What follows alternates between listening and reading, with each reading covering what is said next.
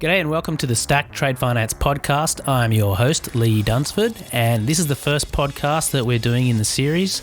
And look, typically we're doing this podcast because most of our introducers are frustrated with approvals from other lenders. And when they ring up and speak to us, their first impression is, well, you're a trade financier, but what does that really mean? Well, our trade financing is very, very different. I guess we're a non-traditional trade finance company. We're very structured in our approach, and that'll come across in the few of the podcasts that we're going to go through. So we thought we'd start by discussing a live scenario where we've actually settled this client recently, and they're a startup that was introduced to us by our very good broker partner, Jason Smith from Capital Plus Finance.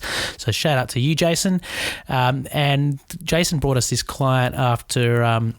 I guess he was a bit let down with trying to find a place for or a home for his client who had secured some quite profitable orders and was about to grow his business that had been trading for about 9 months. Now, as you can imagine, trading for 9 months, his profitability wouldn't be as high as he'd like. His turnover wasn't quite where it needed to be to meet the level of funding of about $300,000 he needed to complete on this order.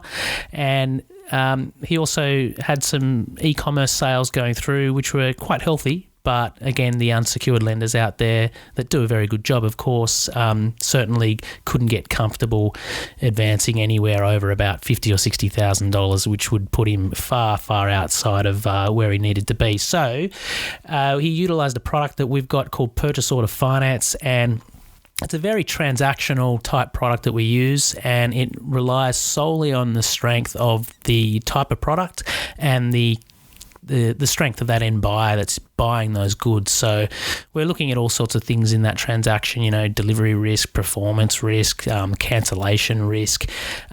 Will those goods actually get to that end customer undamaged and accepted at the other end? Are they right colour? All sorts of things that we're looking at now. Admittedly, there's probably not as many lenders around that would go that deep into each transaction, but we're able to get comfortable on it due to our, our internal experience in funding these types of clients. So we're able to successfully settle the transaction on the first one. The clients put in more drawdowns, and they now have a revolving facility that they're able to utilise, not based on past trading history, balance sheet, assets, profitability, but purely based on the strength of that end customer order, the supplier, and our ability to get those goods into the hands of that buyer and get paid out at the end of the day.